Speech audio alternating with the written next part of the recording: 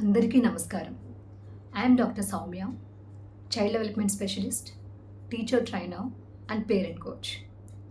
ఈ మధ్య కాలంలో జరిగిన ఒక సంఘటన నన్ను బాగా కదిలించింది. దాన్ని మీ అందరితో షేర్ చేసుకోవాలనిపించి ఈరోజు ఈ వీడియోతో నేను ముందుకు వచ్చాను. నా స్టూడెంట్ ఒక అమ్మాయి టీచర్గా వర్క్ చేస్తుంది.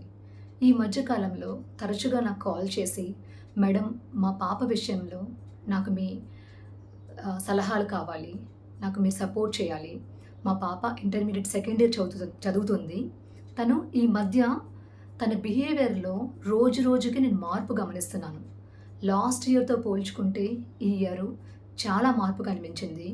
ఈ ఇయర్లో కూడా గత కొద్ది నెలలుగా నేను గమనిస్తే తను రోజు రోజుకి చాలా డల్గా అయిపోతుంది.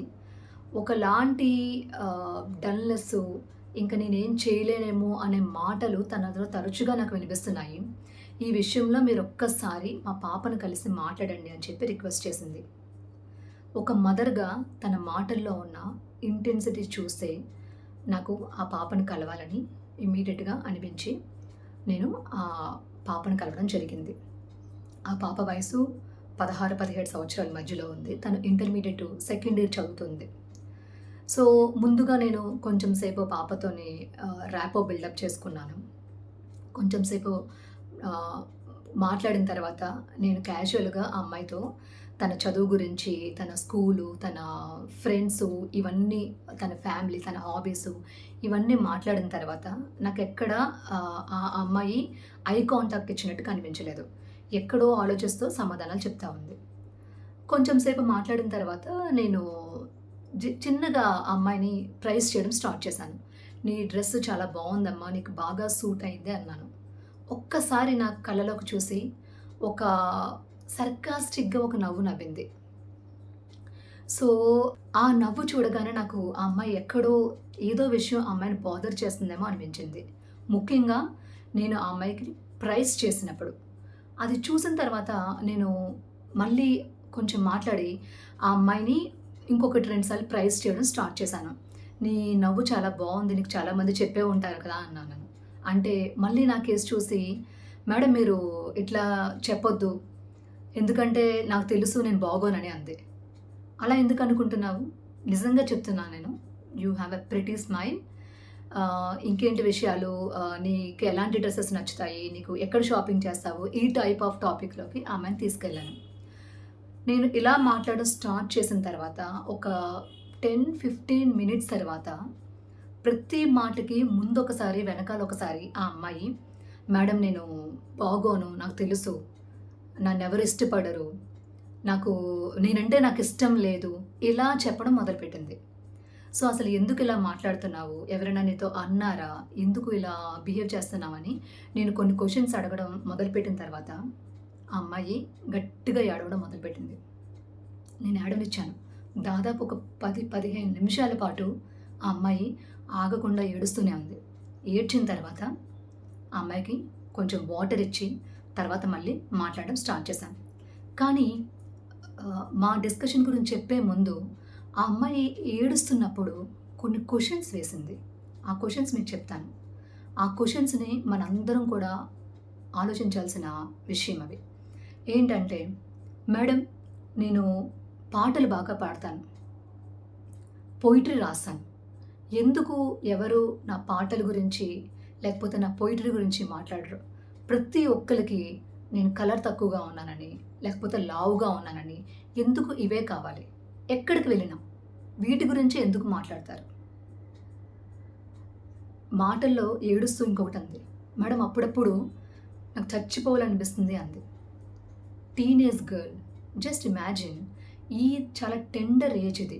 వాళ్ళకి చాలా ఫిజికల్గా హార్మోనల్ చేంజెస్ అవుతాయి. ముఖ్యంగా అమ్మాయిలో ఈస్ట్రోజన్, ప్రొజెస్ట్రాన్ హార్మోన్స్ రిలీజ్ అవుతాయి. దాని తాలూకు ఎఫెక్ట్ చాలా స్ట్రాంగ్గా పనిచేస్తుంది. వాళ్ళకి ఎక్స్ట్రీమ్ మూడ్ స్వింగ్స్ ఉంటాయి. అలాంటి ఒక అమ్మాయి, ఈ రోజుల్లో మీరు వినే ఉంటారు, టీనేజర్స్ చాలా చిన్న చిన్న విషయాలకి వాళ్ళ లైఫ్ని ముగించేస్తున్నారు. చాలా సందర్భాల్లో మనం చదువు గురించి అవ్వచ్చు, లేకపోతే ఇప్పుడు మనం మాట్లాడుకున్న టాపిక్ బాడీ షేమింగ్. దీని గురించి అవ్వచ్చు, లేకపోతే వాళ్ళ ఇన్‌ఫ్రాక్చుయేషన్స్, వాళ్ళ లవ్ అనుకునే ఆ ఇన్‌ఫ్రాక్చుయేషన్ ఏదైతే ఉందో అది ఫెయిల్యూర్ అవ్వచ్చు. ఇలాంటి బుల్లింగ్ ఇలాంటి చాలా విషయాల వల్ల టీనేజర్స్ కంప్లీట్‌గా వాళ్ళకున్న హార్మోనల్ ఇంబాలెన్సు, పేరెంట్స్ ఎవరితోని సరిగ్గా డిస్కస్ చేసుకోలేక వాళ్ళు ప్రాణాలు తీసేసుకుంటున్నారు. ఇప్పుడు ఈ అమ్మాయి నాకు కొన్ని సంఘటనలు చెప్పింది. నేను క్వెషన్స్ అడుగుతూ ఉంటే కొన్ని సంఘటనలు నిజంగా మనందరం ఆలోచించాల్సిన విషయాలు. మేడం, నేను ఫంక్షన్స్‌కి గానీ, మా రిలేటివ్స్ ఏదైనా పార్టీస్ పిలిచినా, లేకపోతే కింద అపార్ట్మెంట్‌లో మొన్న గణేష్ చవితి పూజ జరిగింది. అలాంటి చిన్న చిన్న వాటికి వెళ్ళడం కూడా కంప్లీట్‌గా మానేశాను. నాకు ఇంట్రెస్ట్ పోయింది. ఎందుకంటే నేను ఏం డ్రెస్ ఏసుకున్నా, నేను ఎలా రెడీ అయినా, అక్కడ నేను ఒక పాట పాడదామని ముందుకెళ్తే అది చూడట్లేదు.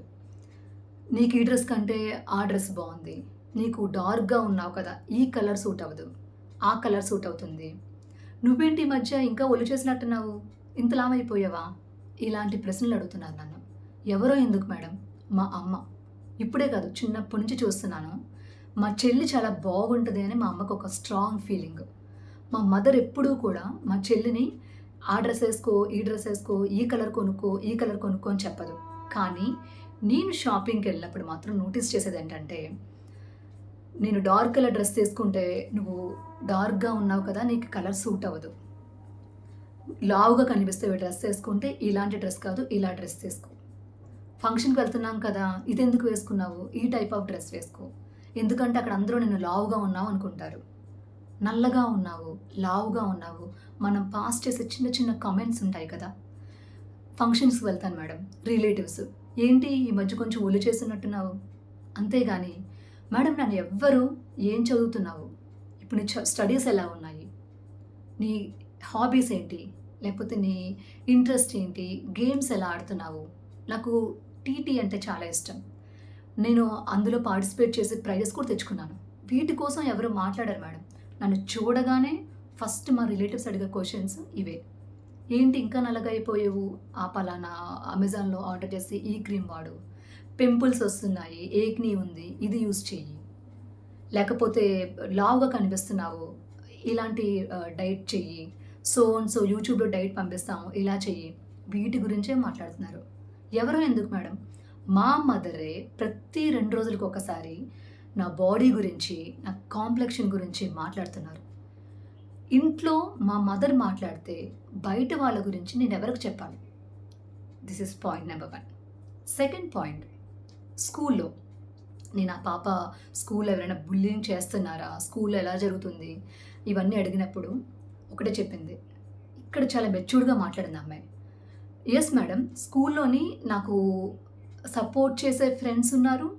నన్ను ఆట పట్టించి క్రిటిసైజ్ చేసే క్లాస్‌మేట్స్ కూడా ఉన్నారు. కొంతమంది నన్ను ఫ్యాటీ అని పిలుస్తున్నారు నా క్లాస్‌మేట్స్.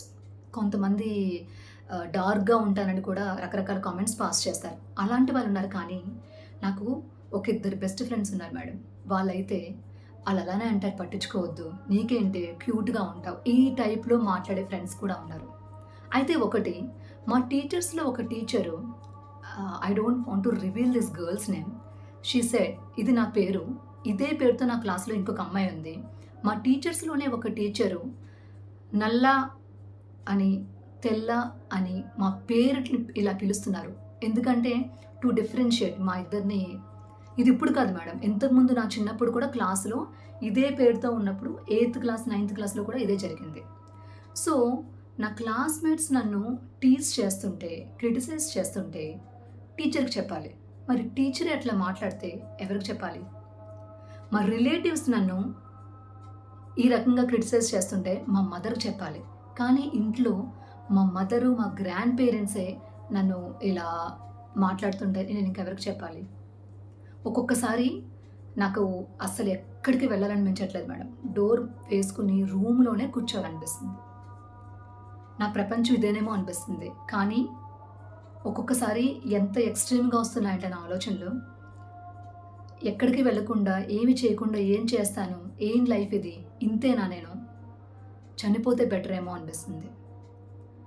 మా మదర్ నన్ను ప్రేమించట్లేదని కాదు, నాకు తెలుసు. కానీ మేబీ నాకంటే ఎక్కువగా నేనింకా అందంగా ఉంటే నన్ను ఇంకా ఎక్కువ ఇష్టపడతారేమో మా పేరెంట్స్ అని నాకు బాగా అనిపిస్తుందని చెప్పింది. సో, ఇప్పుడు అమాయకంగా ఒక టీనేజ్ గర్ల్ బాడీ షేమింగ్ గురించి అడిగిన ఈ క్వెషన్స్‌కి మీ ఎవరి దగ్గరైనా ఆన్సర్స్ ఉన్నాయా? తెలిసి ఏ మదరు ఇంటెన్షనల్‌గా ఇలాంటివి చెయ్యరు. 100% నేను ఒప్పుకుంటా. కానీ అన్‌ఇంటెన్షనల్లీ తెలియకుండా జస్ట్ ఒక కామెంట్ పాస్ చేసినట్టుగా ఆ అమ్మాయి డ్రెస్ సెలెక్ట్ చేసుకున్నప్పుడో, బయటకి వెళ్ళినప్పుడో, తయారైనప్పుడో ఇలాంటి చిన్న చిన్న కామెంట్స్ చిన్న అనే వర్డ్ మనం అనుకుంటాం గానీ, ఆ పర్సన్ ఎవరైతే తీసుకుంటున్నారో వాళ్ళకి ఇదే పెద్ద చాలా పెద్ద ఇష్యూ. సో, ఈ అమ్మాయి దీనివల్ల ఒక ఇన్ఫీరియర్ కాంప్లెక్స్ డెవలప్ చేసుకుంది. ఎగ్జామ్స్‌లో మార్క్స్ సరిగ్గా స్కోర్ చేయలేకపోతుంది. స్కూల్‌లో గేమ్స్ గానీ, తనకిష్టమైన ఫేవరెట్ స్పోర్ట్ గానీ, లేకపోతే ప్రోగ్రామ్స్‌లో పార్టిసిపేట్ చేయడం మానేసింది. కంటిన్యూయస్‌గా ఆ అమ్మాయి బ్యాక్ ఆఫ్ ద మైండ్ నేను బాగోను. నా కలర్ కాంప్లెక్షను, నా బాడీ ఫిజికల్‌గా నేను కొంచెం ఓవర్ వెయిట్ ఉండడం వల్ల నేను ఎందులోని పార్టిసిపేట్ చేయకూడదు. ఎందుకంటే అసలు ఫస్ట్ ఆఫ్ ఆల్ నేను పీపుల్‌ని ఫేస్ చేయడం ఉంది కదా! అది తనకి బాగా కంప్లీట్‌గా డౌన్ అయిపోయింది. సో, ఇదంతా ఎవరి తప్పు? చాలామంది మీరొక్కసారి ఆలోచించండి. నేను ఎందుకు స్పెసిఫిక్‌గా ఈ ఇష్యూ కోసం మాట్లాడుతున్నాను అంటే, నాకు మీ అందరితో షేర్ చేసుకోవాలనిపించింది అంటే, ఇది ఈ అమ్మాయి నేను మాట్లాడాను, ఇష్యూ బయటకి తెలిసింది గనక. కానీ ఎంతమంది ఇలాంటి అమ్మాయిలుండుంటారు. మన చిన్న విషయం బాడీ షేమింగ్ అనేది ఒక చిన్న విషయం అనుకుని సింపుల్‌గా ఒక కామెంట్ పాస్ చేయడం వల్ల ఎంతమంది అమ్మాయిలవ్వచ్చు, అబ్బాయిలవ్వచ్చు ఎంతమంది డిప్రెషన్‌లోకి వెళ్తున్నారో మీకు తెలుసా? ఇది ఒక్కసారి మీ అందరితోని ఆలోచింప చేయాలని చెప్పి ఈరోజు నేను ఈ వీడియో చేస్తున్నాను. With the permission of that girl's mother. And mothers గానీ, లేకపోతే రిలేటివ్స్ గానీ, ముఖ్యంగా టీచర్స్ మీరు కూడా ఖచ్చితంగా ఆలోచించాల్సిన విషయం. మీ క్లాస్‌లో ఒకే పేరుతో ఇద్దరు పిల్లలుంటే వాళ్ళని ఫిజికల్‌గా మీరెలా పిలుస్తారు? తెలుపు, నలుపు, పొడుగు, పొట్టి, లేకపోతే లావు, సన్నం. మీ ఫ్రెండ్ ఒక అమ్మాయి లావుగా ఉంటే ఫ్యాటీ అనే ట్యాగ్‌లని ఎట్లా ఇస్తారమ్మా? So, teachers, parents, relatives, friends మొత్తం మన అందరం అన్ని ఏజ్ గ్రూప్ వాళ్ళు ఖచ్చితంగా ఆలోచించాల్సిన విషయం ఇది. చాలామంది టీనేజర్సు ఇలాంటి సంఘటనల వల్ల డిప్రెషన్‌లోకి వెళ్ళిపోతున్నారు. ఎందుకు టీనేజ్ సూసైడ్ చేసుకుంటున్నారు? లేకపోతే ఎందుకు డిప్రెషన్‌లోకి వెళ్ళి మెడిసిన్స్ యూజ్ చేస్తున్నారు అంటే, చాలామందికి అర్థం కాని క్వెషన్. చదువు కాదు, లేకపోతే వాళ్ళ హెల్త్ ఇష్యూస్ కాదు, లేకపోతే వాళ్ళ లవ్ ఫెయిల్యూర్స్ కాదు, సోషల్ మీడియా ఎడిక్షన్ కాదు. ఆఫ్‌కోర్స్ అవన్నీ అయ్యుండొచ్చు. వాటితో పాటు బాడీ షేమింగ్ అనేది కూడా చాలా పెద్ద అంశం. ఏదైతే చిన్నగా మనం చూస్తున్నామో, పిల్లల్ని డిప్రెషన్‌లోకి తీసుకెళ్ళి సూసైడ్ వరకు తీసుకెళ్ళే అంత పెద్ద విషయం ఇది. సో, అందరం సమాజంలో ఇది మనందరి బాధ్యత. దీన్నొక్కసారి అర్థం చేసుకొని, ఒక్క సింపుల్‌గా కామెంట్ పాస్ చేసే ముందు పిల్లల్ని గానీ, పెద్దవాళ్ళు గానీ ఎవరినైనా ఫిజికల్‌గా వాళ్ళని చూడొద్దు. వాళ్ళ పొటెన్షియాలిటీ చూడండి. వాళ్ళలో ఉన్న టాలెంట్స్ చూడండి. మంచిగా నవ్వుతూ ఎలా ఉన్నావు అని పలకరించండి. లేదు అస్సలు మాట్లాడొద్దు. అంతేగాని ఏంటమ్మా ఈ మధ్య చిక్కిపోయావు? ఏంటమ్మా అంత లావైపోయావు? ముందుసారి చూసిన కంటే బాగా వెయిట్ పెరిగావు. ఏంటి కలర్ తగ్గిపోయావు? ఇవే కదా ఫస్ట్ అడిగే క్వెషన్స్. ఎవరైనా నేను ప్రత్యేకించి ఒక పర్టిక్యులర్ గ్రూప్ కోసం మాట్లాడట్లేదు. జనరల్‌గా ఎవరైనా ఇవే కదా మనం ఎక్కువగా మాట్లాడే విషయాలు. ఫిజికల్‌గా మనం ఫస్ట్ చూస్తాము. చూసి సింపుల్‌గా కామెంట్ పాస్ చేస్తాము. నేనే కదా అనుకోవద్దు. మీలాంటి కామెంట్స్ ఎన్ని వినుంటారు ఆ పిల్లలు, లేకపోతే పెద్దవాళ్ళు ఎవరైనా కానీ. ఎంత సఫర్ అవుతున్నారు. దానివల్ల ఎలాంటి ఇన్‌సెక్యూర్డ్ ఫీలింగ్ వాళ్ళు క్యారీ చేస్తున్నారు. అది దేనికి లీడ్ చేస్తుంది? వాళ్ళ సెల్ఫ్ ఎస్టీమ్ తగ్గిపోతుంది. చదువులో వెనకపడుతున్నారు. ఆఖరికి నేను ఎందుకు పని చేయను? నేనెవరికీ నచ్చట్లేదు. సూసైడ్ చేసుకోవాలా అనే ఒక ఆలోచన తెలుసో తెలియకుండా రేకెత్తిస్తున్నారు. సో, దయచేసి అందరికీ ఈ వీడియో ద్వారా చెప్పదలుచుకున్నది ఏంటి అంటే, బాడీ షేమింగ్ చేయొద్దు. ఎవరినైనా చూసినప్పుడు ఫస్ట్ మాట్లాడాల్సింది బాగున్నారా? హెల్త్ ఎలా ఉంది? ఇలా మాట్లాడండి. అంతేగాని నల్లగా ఉన్నావు, తెల్లగా ఉన్నావు, పొడుగ్గా ఉన్నావు, పొట్టిగా ఉన్నావు ఇలాంటివేమీ మాట్లాడొద్దు.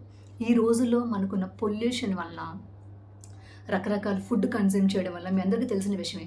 చాలా హార్మోనల్ చేంజెస్ అవుతున్నాయి. పీసీఓడీ లాంటి గైనిక్ ఇష్యూస్ వస్తున్నాయి. లేకపోతే థైరాయిడ్ ఇష్యూస్ వస్తున్నాయి. వీటి వల్ల కొంతమందికి it is out of control. Weight అనేది ఔట్ ఆఫ్ కంట్రోల్. వాళ్ళు ఏమీ చేయలేని పరిస్థితిలో వెయిట్ పుట్ ఆన్ అవుతున్నారు. లేదు బాగా ఎక్స్‌ట్రీమ్‌గా వెయిట్ తగ్గిపోతున్నారు. అంతేగాని అండ్ కాంప్లెక్షన్ ఫెయిర్‌గా ఉండడమా, డార్క్‌గా ఉండడమా అనేది నిర్ణయించేది మన డీఎన్ఏ. అది పుట్టినప్పుడే డిసైడ్ అయిపోయింది. మనం యూజ్ చేసే క్రీమ్స్ వల్ల, ఎక్స్‌టర్నల్ ఎఫెక్ట్స్ వల్ల చాలా తక్కువ పర్సెంటేజ్ మాత్రమే మార్పొస్తది. ఇక పొడుగు, పొట్టి అనేది కూడా ఎవరి చేతుల్లోని లేనిది. మరి ఇలా మన చేతుల్లో లేని అంశాల పట్ల మనం ఎక్కువ అటెన్షన్ ఇచ్చి, మన చేతుల్లో ఉన్న అంశాలు బాగా చదవడం, మంచి బిహేవియర్, లేకపోతే మనకున్న talents singing, dance, drawing, sports, music whatever మన చేతుల్లో ఉన్న అంశాల మీద మనం పట్టించుకోవట్లేదు. సో, ఈ అమ్మాయి అడిగిన క్వెషన్స్‌ని మీరొక్కసారి ఆలోచించి ఎలా మాట్లాడాలి? ఎలాంటి కామెంట్స్ పాస్ చేయాలి? దీని వలన అవతల వాళ్ళలో ఎలాంటి ఇంపాక్ట్ ఉంది అని మీ అందరిని ఆలోచింపచేయాలని, ఇంకొక ఈ టైప్ ఆఫ్ టీనేజ్ గర్ల్ లాగా వేరే వాళ్ళు సఫర్ అవ్వకుండా అట్‌లీస్ట్ వీడియో చూసే వాళ్ళలో కొంతమందైనా ఆలోచిస్తారని చెప్పి ఈ వీడియో చేశాను. Thank you. నమస్కారం.